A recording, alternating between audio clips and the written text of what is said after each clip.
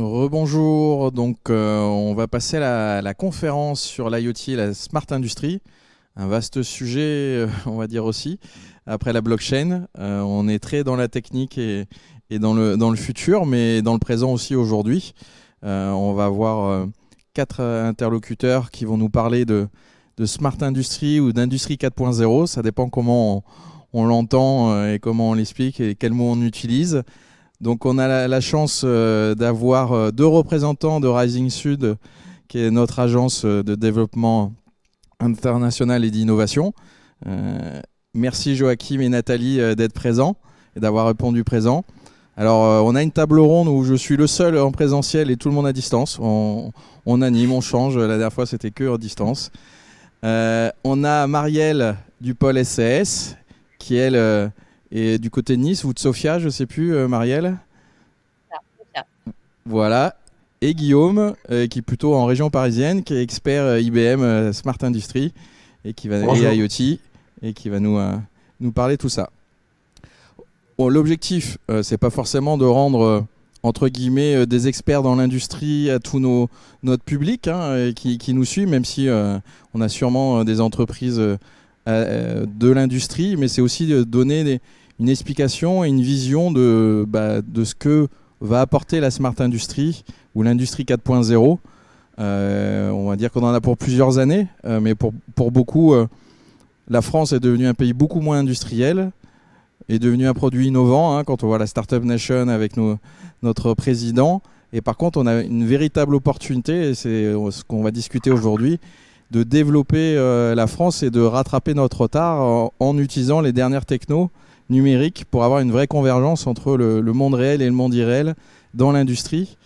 Donc on va faire un petit tour pour que chacun se présente et un peu explique ce qu'il fait. Et puis après, on rentrera avec Rising Sud sur le programme de relance, parce que l'industrie et l'Industrie 4.0 est dans le programme de relance.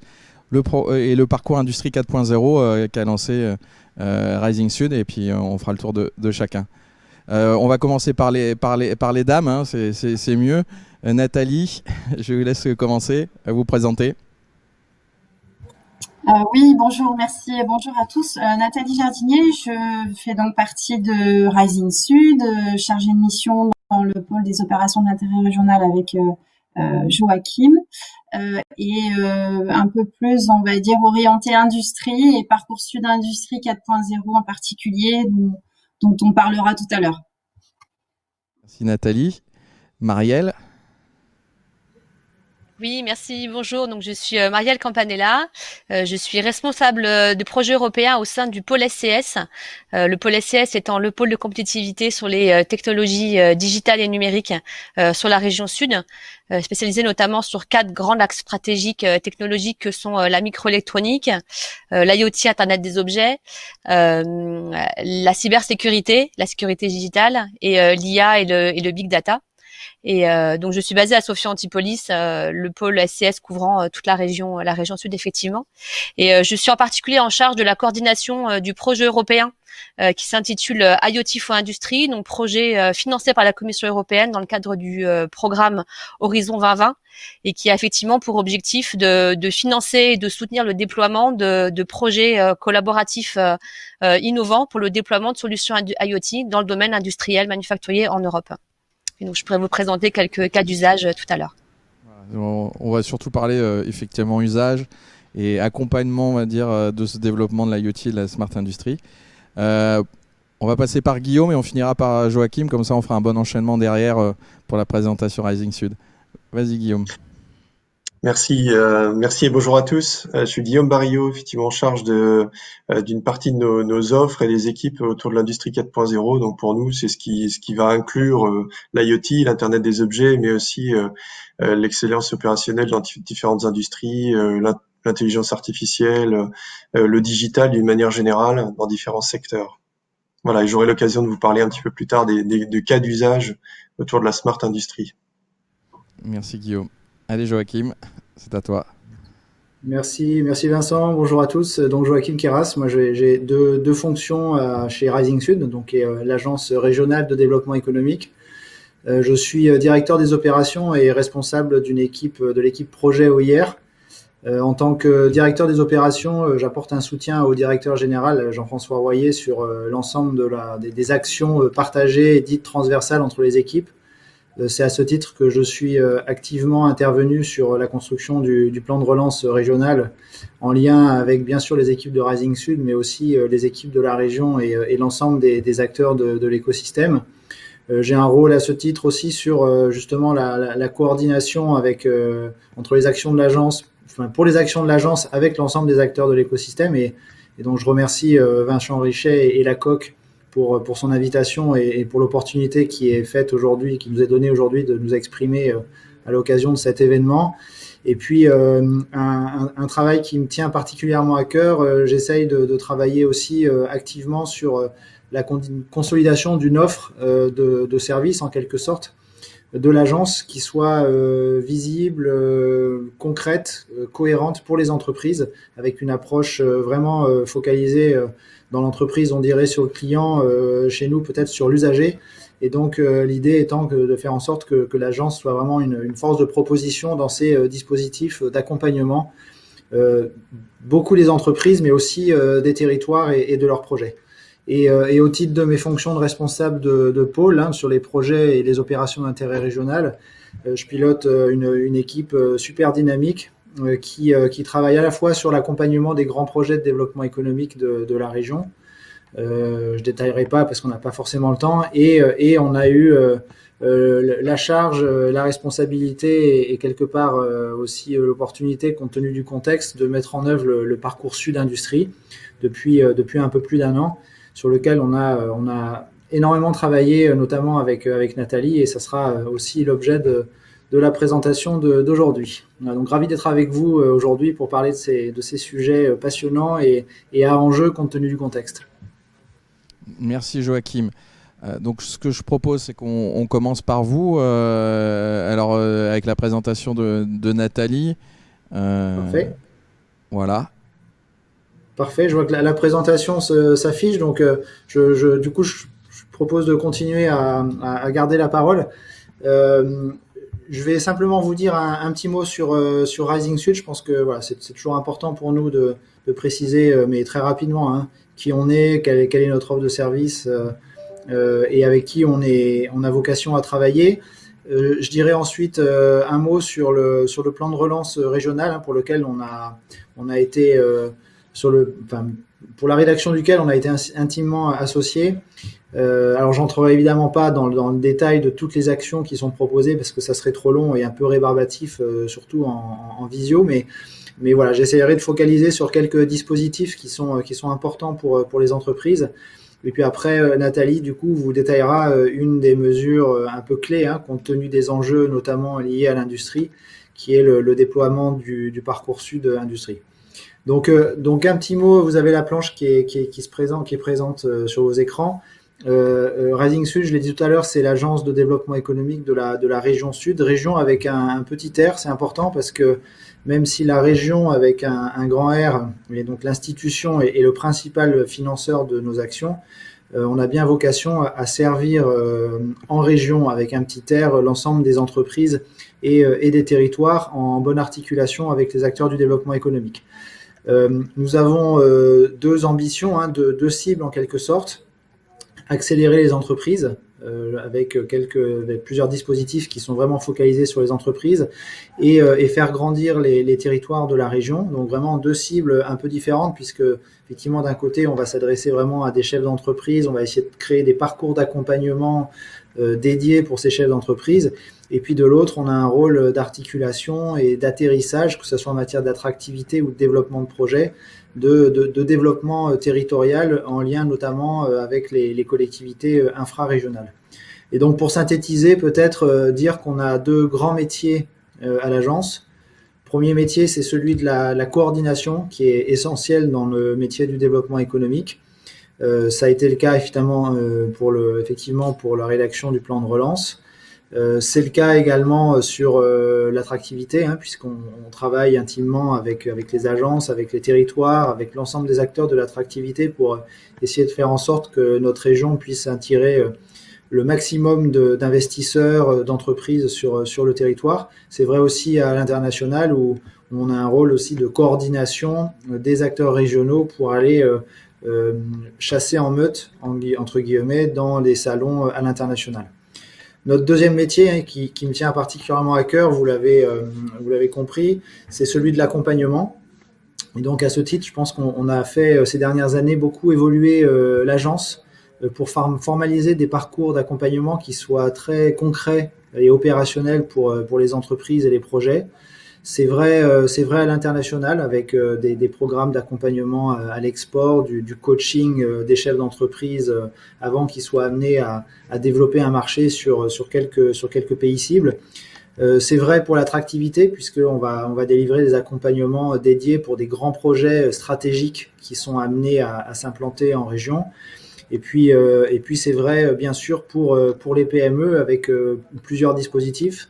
On est l'opérateur de l'accélérateur régional Sud Accélérateur en lien avec BPI France qui vise à accélérer les PME qui font 5 millions de chiffres d'affaires et plus et qui ont vocation à se développer et à créer de l'activité et de l'emploi en région Sud. On est aussi l'animateur au niveau régional du réseau européen EEN et c'est à ce titre qu'on travaille aussi activement avec les pôles de compétitivité et je salue SCS qui fait partie de cette table ronde avec qui nos collègues sont en train de travailler. Et puis on a développé récemment aussi une offre de mise en relation des entreprises, des chefs d'entreprise qui sont en recherche de financement, qui sont même plus précisément en levée de fonds pour les mettre en relation avec un certain nombre d'investisseurs qu'on commence à approcher et qu'on a dans nos réseaux.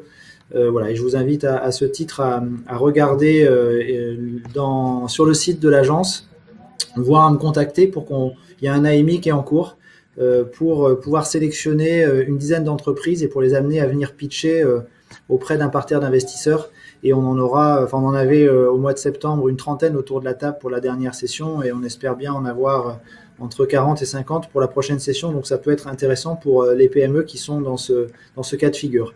Et puis dernier dispositif d'accompagnement que évidemment je ne détaillerai pas puisque Nathalie le fera à l'issue de ma présentation. On est donc l'opérateur du parcours Sud Industrie qui a vocation à accompagner les entreprises industrielles dans la modernisation de leur outil productif.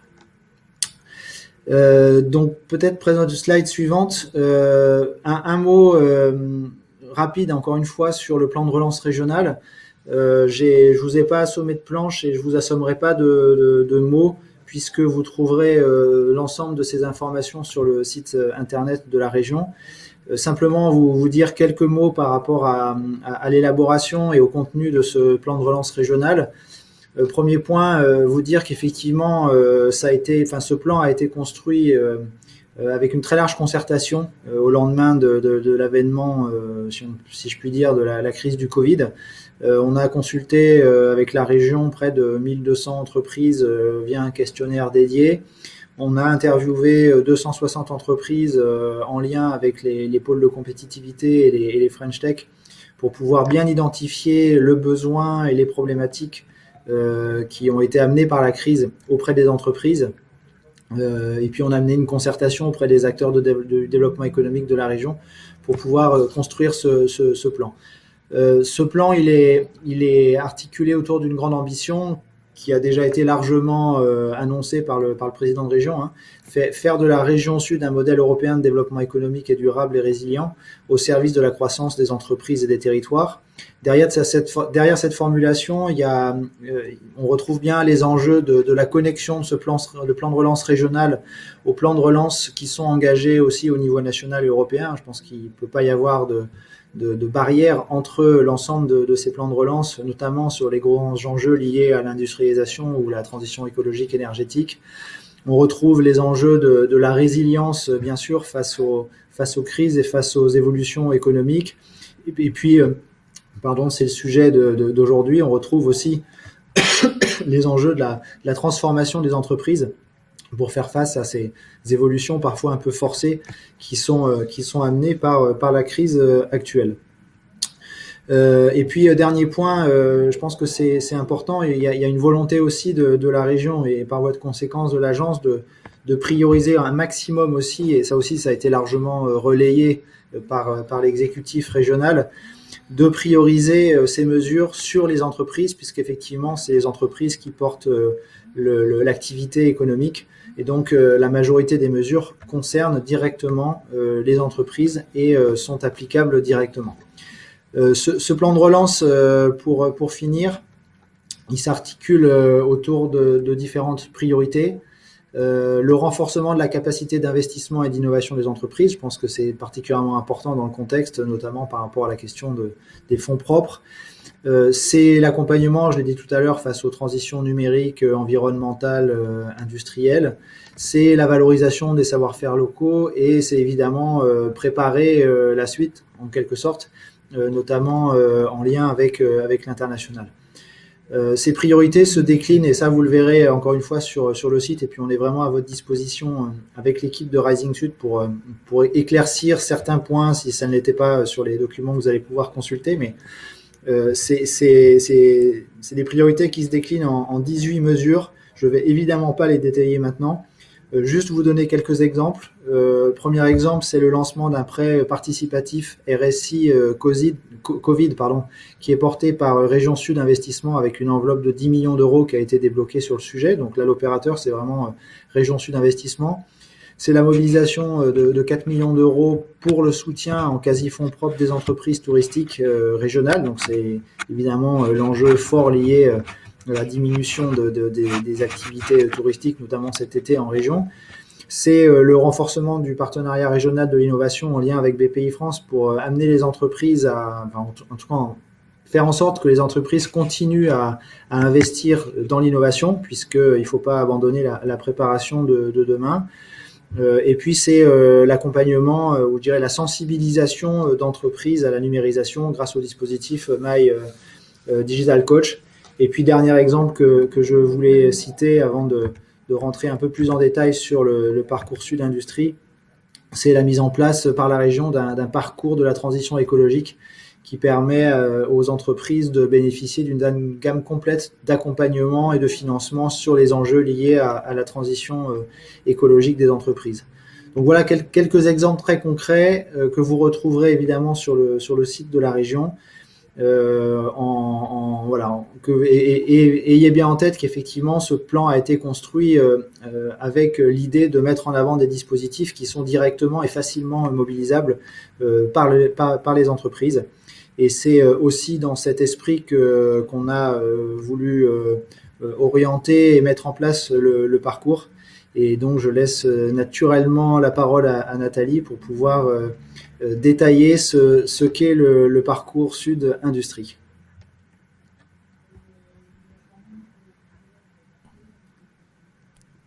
Pour remettre, voilà, merci Joachim, il faut que je bascule pour remettre mon micro. Donc je vais reprendre le diaporama pour vous présenter Parcours Sud Industrie 4.0 un petit peu plus en détail. Voilà, je pense qu'il n'y a pas de souci. Vous me dites si vous voyez bien mon écran.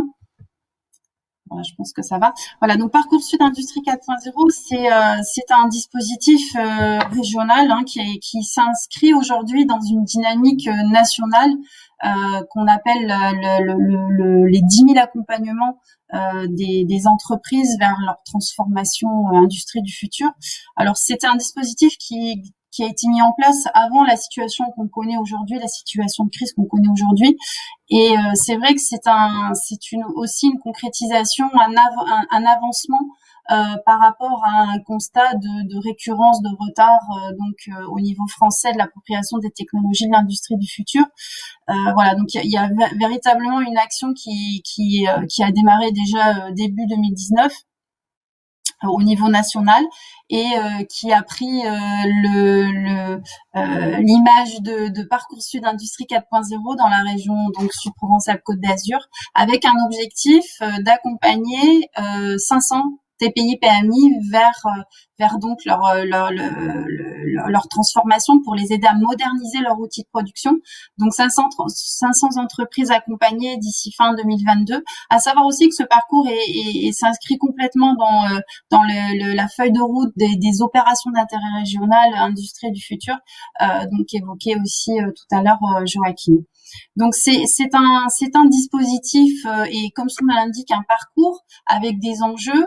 Et je voulais vous présenter aussi avant de rentrer plus dans l'opérationnel de comment ça fonctionne Parcoursup et ce que ça peut vous apporter, ce qu'on appelle les enjeux de transformation et les leviers industrie du futur. Donc ce sont des enjeux où on va retrouver une place extrêmement importante évidemment à tout ce qui est intégration du numérique, du digital.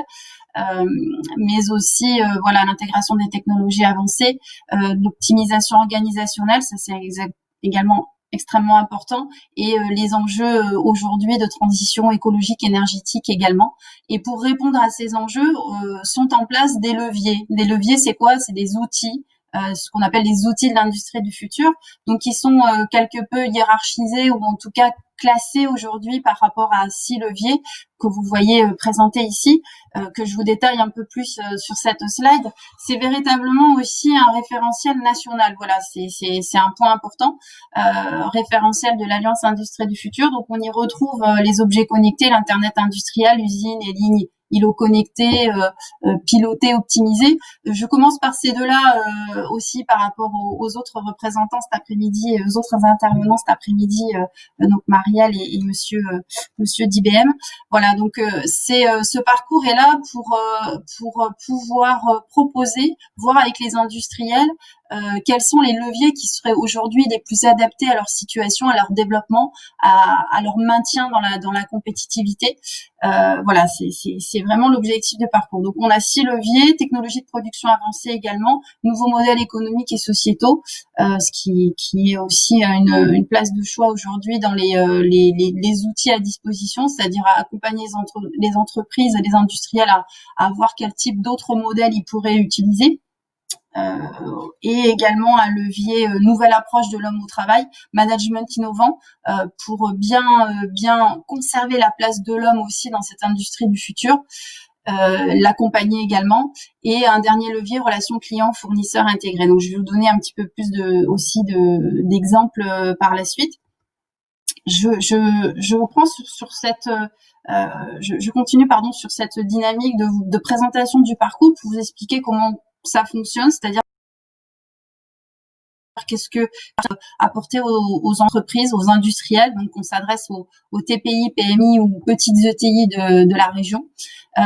Eh bien c'est tout d'abord une possibilité d'accéder à un diagnostic, une feuille de route en fonction des besoins de l'entreprise. Donc on a un parcours sur mesure pourquoi? Parce que on va voir où en est l'entreprise au niveau de sa maturité industrie du futur, et donc on va voir si le type de diagnostic dont elle aurait besoin, peut-être qu'elle en a déjà fait.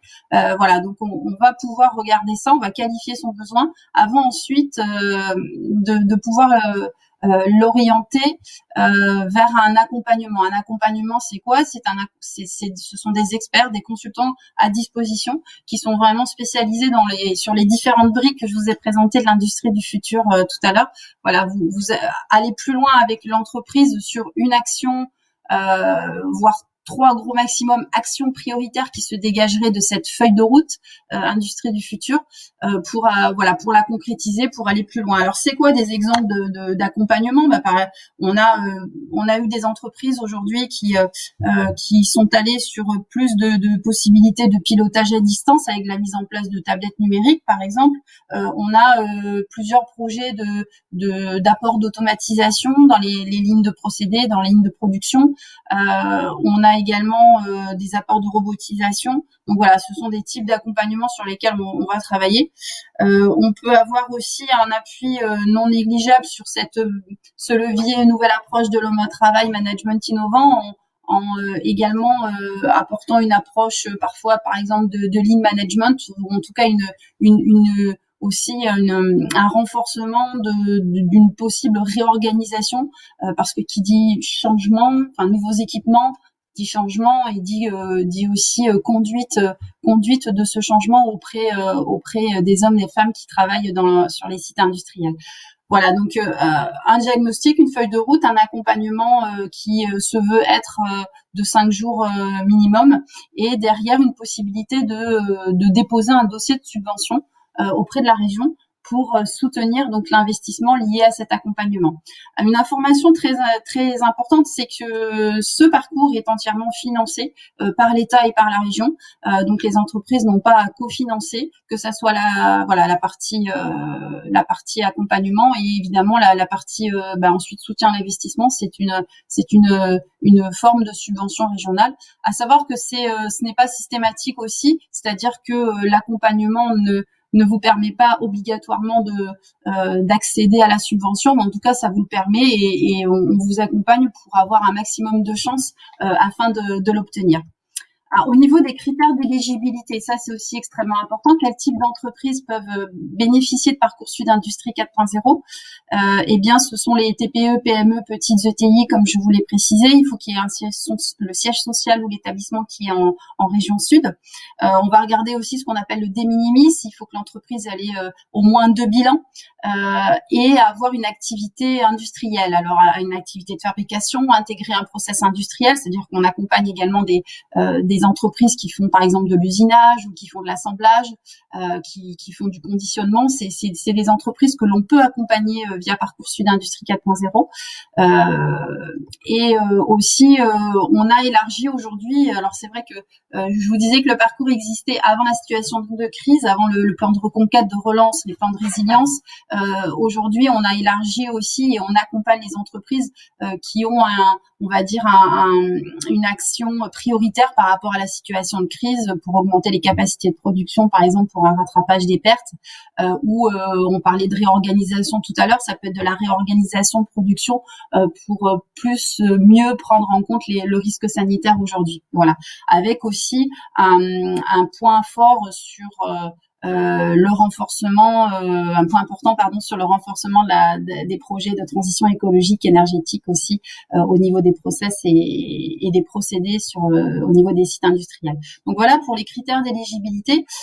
Pour la partie soutien à l'investissement, donc la deuxième phase du parcours, des subventions de 150 000 voire 200 000 euros pour des entreprises qui ont des actions avérées en termes de transition écologique énergétique, et des taux d'aide qui varient en fonction de la taille de l'entreprise et de sa localisation. C'est-à-dire une entreprise qui est sur ce qu'on appelle un territoire d'industrie aura un pourcentage, un taux d'aide privilégié. Voilà, pour les différents critères d'éligibilité. Quelques mots sur le bilan de l'année 1. Alors voilà, on a démarré Parcoursup Industrie 4.0 il y a à peu près 1 an. On arrive aujourd'hui à un peu plus de 150 inscriptions, un certain nombre d'entreprises qui sont en phase de diagnostic, en phase d'accompagnement. Voilà, on a extrêmement bien démarré ce parcours. On avait un premier objectif pour cette première année uniquement de 60 entreprises. On a rehaussé ces possibilités d'entrée parce que ça fonctionnait très très bien. Et aussi pour information, on a aujourd'hui la région a soutenu une vingtaine de projets. Une vingtaine de projets ont été financés dans le cadre de Parcoursup Industrie 4.0. Donc on a passé notre comme je vous disais notre indicateur en année 1 à 100 entreprises accompagnées et on s'est armé d'une brigade très importante d'opérateurs qui étaient orchestrés par 2 chefs de file, Industrie Méditerranée et Aria Sud. Et derrière, je les citerai pas tous et je vous prie, je m'en excuse, mais ils sont très nombreux derrière à avoir œuvré, à avoir accompagné les premières entreprises sur des projets particulièrement intéressant. Alors, je tiens aussi à préciser qu'on a une mission importante au niveau de Parcoursup Industrie 4.0, c'est d'apporter aussi de la vulgarisation sur ce que sont les outils de l'industrie du futur. Hein. Ces 6 leviers que vous revoyez sur cette diapo organisée en fonction des projets qui ont émergé cette année, cette première année. Une mission de vulgarisation parce qu'on veut vraiment aussi faire comprendre à chacune des entreprises que c'est à leur portée. L'industrie du futur, c'est à leur portée. Le 4.0, c'est à leur portée. Pourquoi ? Parce qu'on s'adresse essentiellement à des TPE, PME.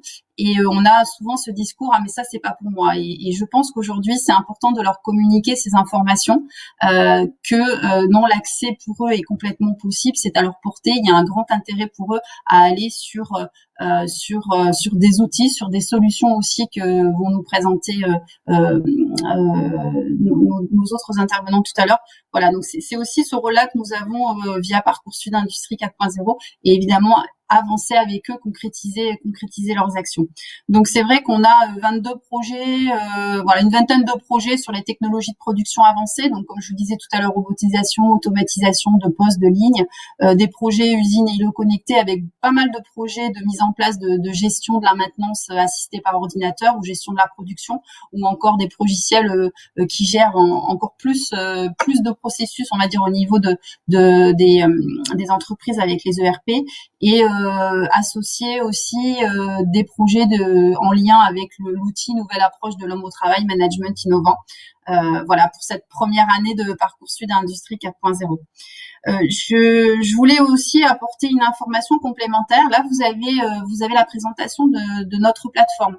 Voilà, sur cette plateforme, vous pouvez entreprises intéressées candidater avec le bouton bleu. Vous avez un grand nombre d'informations sur le parcours Sud Industrie 4.0, sur l'industrie du futur de manière générale. Et vous avez aussi une autre brique qui s'est ouverte cet été, qui est ce qu'on appelle la brique offreur de solutions. C'est-à-dire que autre profil d'entreprise, vous qui êtes intégrateur, qui proposez des solutions 4.0, vous pouvez aussi vous rendre visible sur notre plateforme Parcoursup Industrie, .com. En candidatant, vous avez un bref formulaire d'inscription et ça va vous permettre d'accéder à des fiches projets des entreprises à l'issue donc de leur accompagnement et permettre une véritable mise en relation, un lien entre les projets de transformation des entreprises qui ont bénéficié du parcours et de vos solutions, des offres de solutions. Voilà. Moi, j'ai dit beaucoup solutions, mais je crois que c'était important. Nous avons des témoignages aussi des premières entreprises qui ont terminé Parcoursup d'Industrie 4.0. Nathalie, je pense que le témoignage, on le fera sur la fin, en fait, au moment des questions et tout. Comme ça, on va créer une liaison. Voilà, je voulais pas présenter du tout la vidéo. Je voulais vous dire qu'on vous la laissera en accès. Voilà, on vous met un lien dans le fil de conversation et voilà, je voulais juste terminer en disant que voilà, pour les premiers témoignages que nous avons, voilà, le parcours est vraiment une aide au sens accélération, au sens donner du rythme au projet et voilà, avancer un petit peu plus vite sur des projets qui auraient mis beaucoup plus de temps à voir le jour. Voilà, merci beaucoup. Nathalie, merci Joachim de nous avoir donné le cadre des outils d'accélération. En plus, alors même si le Covid, on le regrette tous, il faut dire que pour certains secteurs d'activité et domaines d'activité, et notamment pour l'industrie, je pense que c'est une véritable chance. Et ça l'est au digital, on l'a vu sur différents domaines. Ce qu'on fait aujourd'hui en distance, on ne l'aurait pas fait il y a 6 mois ou en début d'année. Et on voit qu'on accélère sur plein de sens. Maintenant, on va rentrer, même si Nathalie nous a donné déjà pas mal de détails sur des secteurs, des usages, avec Marielle et Guillaume sur des exemples d'usage. On va commencer par les dames, donc par Marielle, notamment par rapport à votre programme IoT for Industry, où il y a plusieurs use cases qui sont très intéressants, parce que, comme l'a dit Nathalie, il y a les entreprises industrielles qui peuvent accélérer, mais il y a aussi les entreprises de services qui peuvent s'industrialiser. Et c'est toutes ces opportunités-là pour les entreprises de notre territoire et même au niveau national qui est important. Est-ce que Marielle, vous pouvez faire un focus sur votre parcours, enfin votre programme? Oui, tout à fait. Oui, tout à fait. Merci beaucoup. Donc effectivement, le domaine de l'Internet des objets est particulièrement porteur au sein du pôle SCS, puisqu'en fait, il concentre toutes les technologies clés qui sont présentes au sein de notre écosystème, en particulier par rapport à la sécurisation, la sécurité des objets, les aspects réseau, télécommunications, infrastructure, et également toutes les technologies big data et intelligence artificielle qui sont indispensables au bon fonctionnement de ces technologies. Et on les retrouve en fait sur différents marchés. Effectivement, donc l'industrie est comme Nathalie le mentionne dans le cadre de leur parcours, mais aussi dans le domaine de la santé, de la mobilité, du transport, du véhicule connecté, de la smart city par exemple, qui était l'un de vos sujets dans le cadre des sessions précédentes de votre conférence. Et donc, au sein du pôle SCS, on a effectivement décidé de se concentrer sur la partie industrie 4.0 et voir comment est-ce que les objets connectés peuvent être déployés dans des cas d'usage très concrets. Et c'est pour ça qu'on a lancé donc le projet IoT for Industry, donc projet européen financé par la Commission européenne, qui a été lancé en 2018 et qui va se clore donc à la fin de cette année, donc dans quelques jours. Et le pôle SCS est le porteur de ce projet-là, en partenariat avec 7 autres partenaires qui sont des clusters, donc en fait des pôles homologues, comme peut l'être le pôle SCS dans d'autres pays, donc en France, en Allemagne, en Italie, en Belgique et au Royaume-Uni. Et l'objectif effectivement du projet IoT for Industry était de pouvoir cofinancer et développer des projets collaboratifs qui intègrent l'IoT et toutes les technos connectées, donc tout ce qui est également big data, intelligence artificielle, cybersécurité, dans le domaine de l'industrie manufacturière traditionnelle, également au sein d'outils de production, de machines, de robots, de processus industriels, afin de pouvoir amener des entreprises européennes, et en particulier les PME, vers l'industrie du futur. Donc le projet s'est vraiment focalisé sur le financement et le développement de binômes entre une entreprise donc fournisseur de solutions technologiques et une autre entreprise intégrateur end-user, avec un focus effectivement sur les PME qui étaient les entreprises qui étaient financées spécifiquement dans le cadre de ce projet-là. Donc, dans le cadre des 2 ans et demi du projet, donc il y a eu toute une étape qui a été mise en place de training pour pouvoir bien cadrer effectivement les projets que l'on voulait recevoir dans le cadre des différents appels qui auraient été lancés par la suite. Et puis également une phase de matchmaking afin que les intégrateurs, les offreurs de solutions puissent rencontrer effectivement des end users des utilisateurs finaux qui étaient demandeurs de ce type de solutions dans le cadre de leur contexte industriel. À la suite de ça, donc ce sont 2 appels à projets, donc ce qu'on appelle des open calls dans le jargon européen, qui ont été lancés donc en 2018 et en 2019, et donc sur 150 propositions de projets collaboratifs que nous avons reçus, nous avons au final sélectionné 40 projets. Qui impliquent en tout 112 entreprises, dont 84 PME, ces 84 PME étant celles qui sont financées, qui proviennent donc de 17 pays européens et qui couvrent 20 secteurs industriels. Donc c'est très vaste en termes de secteurs applicatifs. Et donc ce sont ces 40 projets-là qui ont été déployés durant en moyenne une période d'environ 1 an et que nous avons accompagnés et financés afin de pouvoir mettre en place sur le terrain des preuves de concept et des démonstrations sur la façon dont les technologies IoT peuvent être déployées dans des contextes industriels très concrets, donc sur la base de ce binôme entre un fournisseur et un intégrateur, un user. Donc au niveau en fait de la région sud, ce sont 4 projets essentiellement qui ont été déployés ici localement, qui impliquaient donc 7 entreprises dont 4 PME.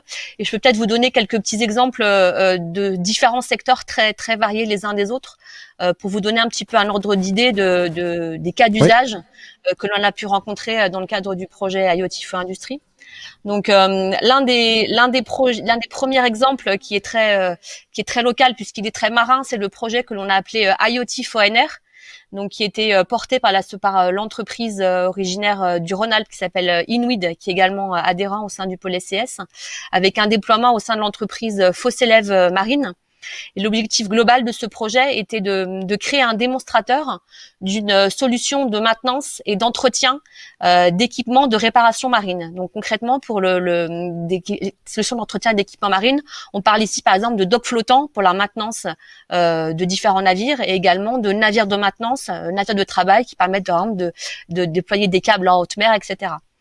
Et donc sur la base de ces deux navires, si on peut dire, donc ces deux outils de réparation et de maintenance navale, l'idée est donc de déployer un certain nombre d'outils afin de pouvoir suivre le régime de fonctionnement de ces navires, donc le dock et le navire de travail.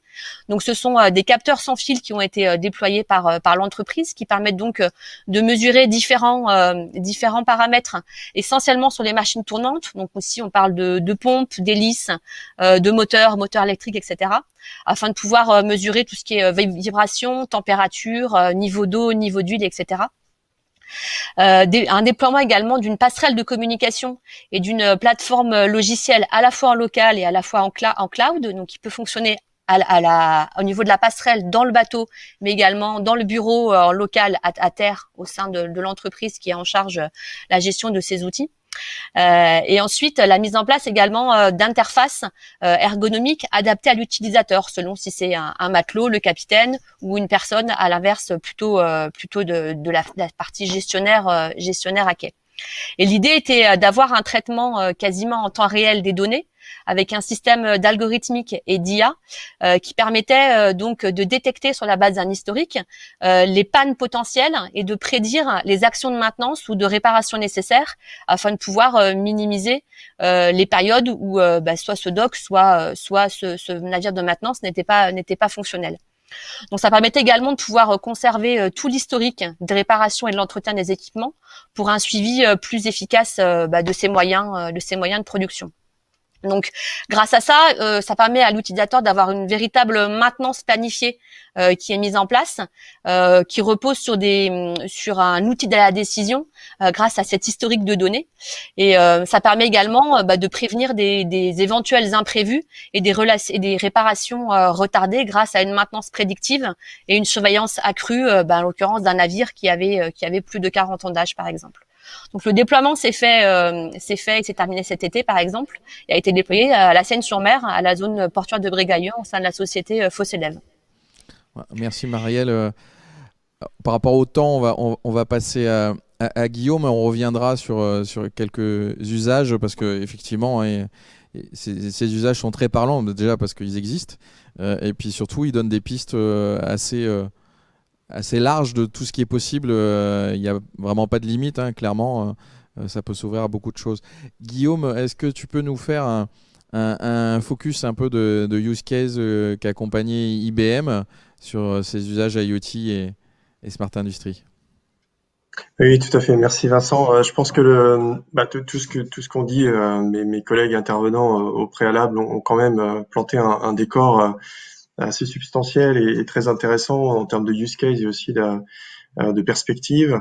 Je pense que juste en quelques mots, peut-être avant de balayer les quelques use cases, rappeler le contexte. Je pense que on l'a déjà dit en introduction, mais le contexte chahuté, la crise actuelle ont quand même été des révélateurs et des accélérateurs de ce que certaines entreprises étaient en train déjà d'opérer, qui était leur digitalisation, la transformation de leur business, mais elles ont été, sous la forme d'une contrainte, obligées pour survivre, de se transformer, de s'adapter, de se digitaliser davantage. Et je pense que le contexte qui continue actuellement va être un accélérateur de ça. Donc on a aussi aujourd'hui des tendances qui émergent et on a publié il y a pas si longtemps que ça une étude justement qui interrogeait des dirigeants d'entreprises françaises sur comment ils percevaient l'année 2020, quelles étaient leurs attentes et leurs priorités pour la suite. Et on a vu émerger cinq tendances. Si je les cite rapidement, elles viennent en fait nourrir les use cases ensuite qu'on peut décrire. C'est évidemment, les entreprises se ressentent sur l'optimisation des coûts, elles se ressentent sur leur cœur d'activité, d'éventuelles nouvelles stratégies, mais c'est avant tout sans opposition avec l'expérience client et l'expérience employé. C'est-à-dire qu'ils ne confrontent pas les deux doivent aller de pair. Donc on optimise les coûts, mais c'est certainement pas au détriment de l'expérience client, de l'expérience des employés. D'où aussi les cas d'usage qu'on pourra évoquer.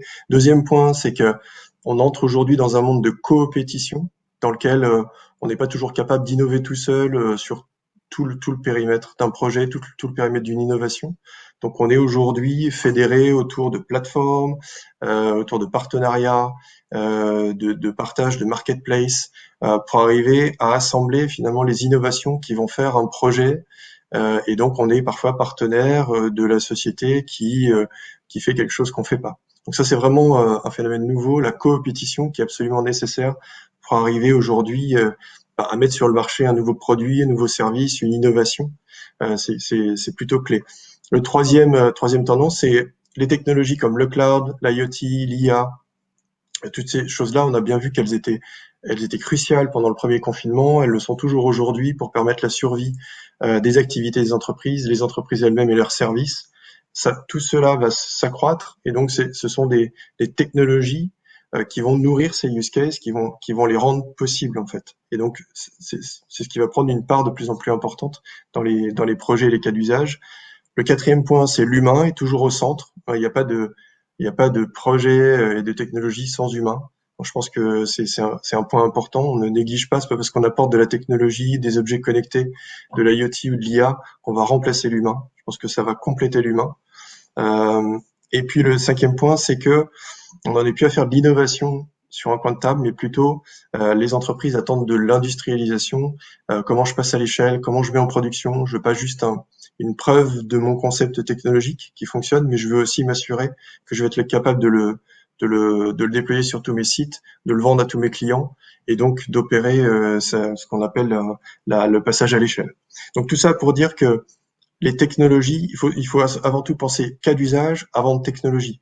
Les nouvelles technologies aujourd'hui deviennent abordables, ça c'est un point important.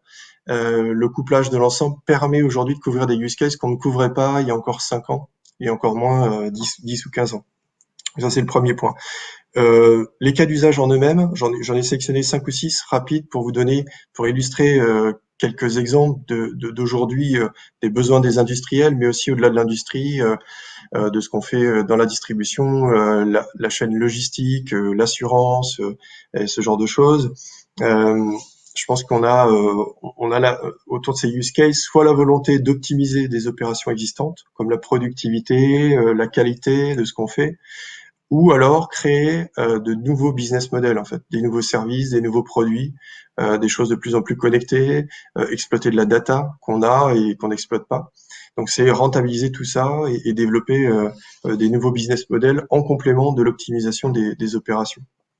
Le premier cas d'usage, qui est en fait déjà tiré depuis quelques années par l'IoT, c'est l'usine connectée, c'est les machines connectées. On le voyait juste avant dans les présentations, c'est l'un des sujets majeurs. C'est aujourd'hui interconnecter les opérations industrielles pour les rendre plus efficientes, pour faire circuler de la donnée qui restait emprisonnée dans des machines et qu'on ne pouvait pas exploiter, pour arriver notamment à exploiter à interpréter, on va dire, des événements par anticipation. Ça peut être de la maintenance préventive de machines pour arriver à détecter des événements qu'on a envie de détecter sur une chaîne de production ou dans un environnement particulier.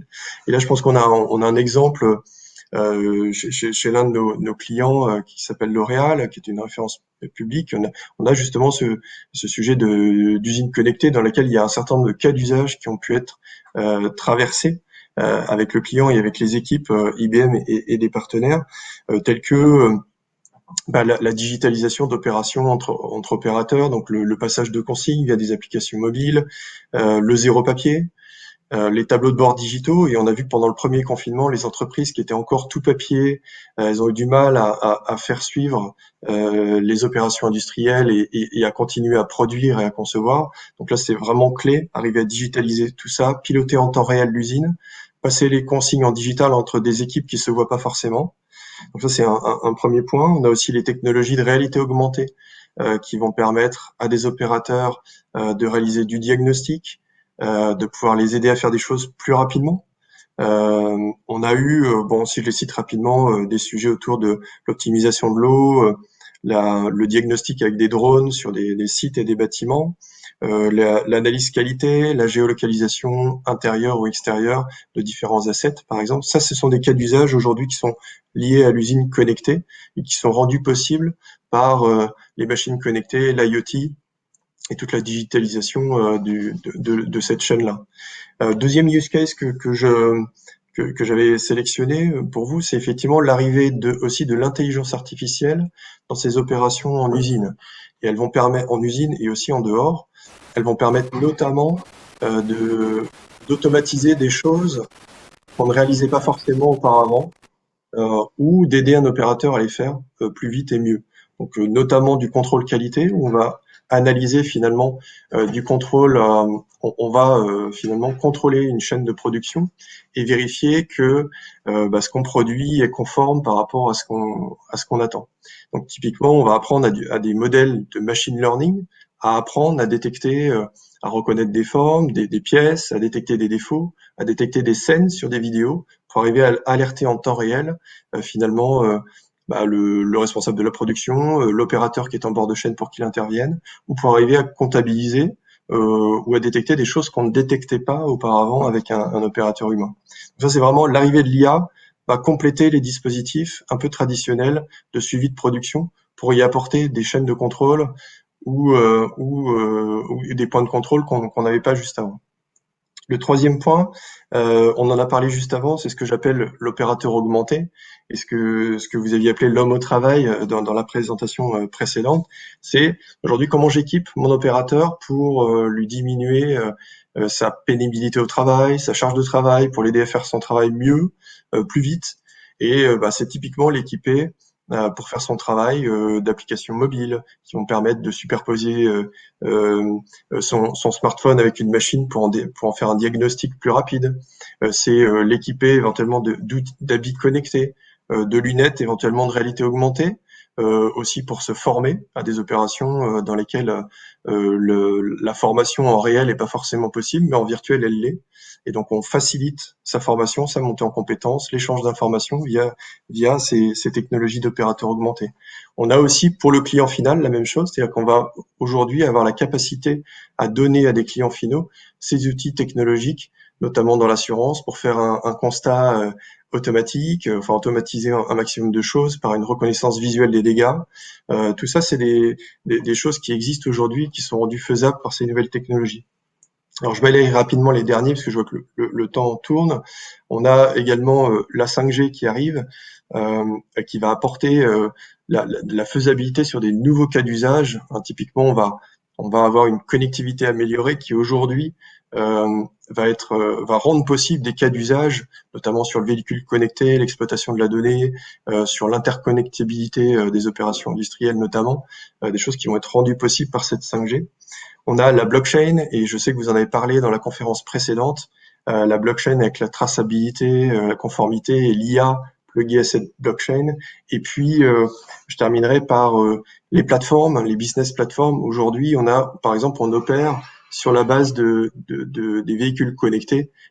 On récupère des données qui vont alimenter des plateformes vues par les villes, les communautés d'agglomération pour l'aménagement du territoire, pour détecter les zones accidentogènes, etc. Donc, juste pour terminer sur ces cas d'usage, je pense que les technologies comme l'IoT, l'IA, les plateformes rendent aujourd'hui des choses possibles à des tickets d'entrée plus bas qu'auparavant, ce qui rend aussi accessible à des entreprises plus petites ces cas d'usage, et notamment l'économie de la souscription, c'est-à-dire les modèles de souscription permettent à des entreprises de souscrire à des services à des coûts moindres. Et je pense que économiquement parlant, c'est très important. On voit que les technologies, les difficultés technologiques s'effacent au profit justement des cas d'usage et du retour sur investissement. Merci, voilà, Vincent. Merci Guillaume, ça a été parfait. Franchement, on a eu le cadre avec Rising Sud, les outils d'accélération, de financement, le pôle SS qui nous a expliqué des use cases et des sujets qui ont déjà été réalisés et qui sont en cours de réalisation aussi. Le pôle SS, quand même, pour ceux qui ne le savent pas, c'est un pôle de compétitivité lié notamment autour de l'IoT. Donc n'hésitez pas à les solliciter pour comprendre un peu mieux ce qu'est l'IoT, parce qu'on en parle, on l'utilise tous les jours, mais c'est vrai que dans le monde B2B industriel, ça commence à devenir important. Guillaume, tu nous as fait un tour rapide et synthétique de tous les projets, et c'était en ligne directrice avec les interventions de Nathalie et Joachim. On voit qu'il y a une perspective énorme de services, de produits. On est au début d'une révolution. Alors, tout le monde veut dire la 4e révolution industrielle.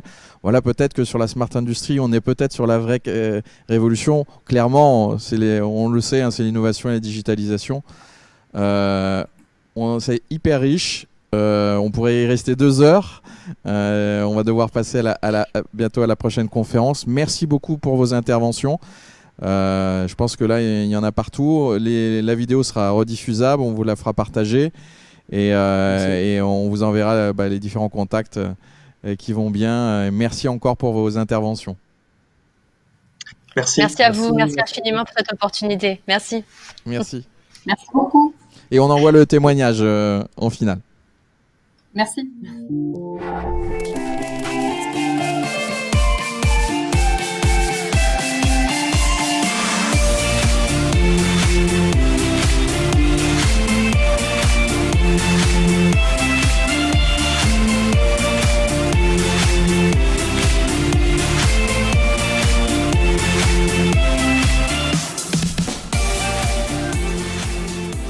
nos besoins, c'était vraiment de travailler sur cette performance opérationnelle, la connexion des machines, les machines connectées, la dématérialisation des données et la dématérialisation des transferts d'informations entre les services en fait. Au départ, nous, on envisageait de travailler sur l'opérationnel dans l'usine et l'amélioration de la communication, mais on n'avait pas envisagé particulièrement un logiciel MES. Et c'est en fait les échanges avec l'expert qui nous ont fait dire, ben oui, c'est exactement ça dont on a besoin en fait. Voilà. L'établissement du cahier des charges, et ça c'était très très précieux de travailler avec un expert, et surtout un expert qui maîtrise tous ces logiciels de MES, GPAO, la consultation, le discours avec les prestataires aussi. Donc ça nous a permis d'aller très vite dans notre travail en performance industrielle. À terme, ça va vraiment un peu modifier le visage de l'atelier puisque toutes les machines seront connectées. Plutôt très simple d'accès dans la démarche, dans l'approche des interlocuteurs aussi. Une démarche aussi complètement dématérialisée pour tout ce qui est remise des dossiers, etc. Donc ça c'est plutôt très très pratique aussi. Et puis vraiment un accompagnement et une réponse instantanée, ça donne accès à des experts et puis ça donne un rythme à un projet en fait. Voilà, on s'oblige à suivre le rythme. C'est vraiment l'expertise en fait. Voilà.